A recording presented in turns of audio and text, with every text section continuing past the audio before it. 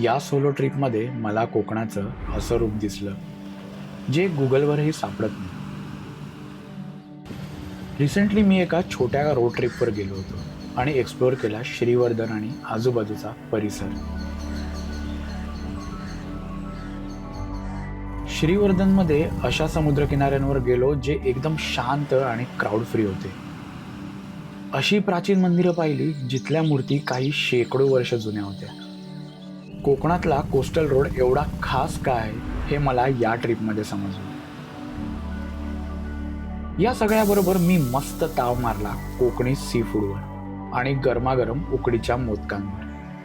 तर तुम्हालाही श्रीवर्धनच्या अशा जागांबद्दल जाणून घ्यायचं असेल आणि स्वतः तो अनुभव घ्यायचा असेल तर ही मिनी ब्लॉग सिरीज तुमच्यासाठी आहे.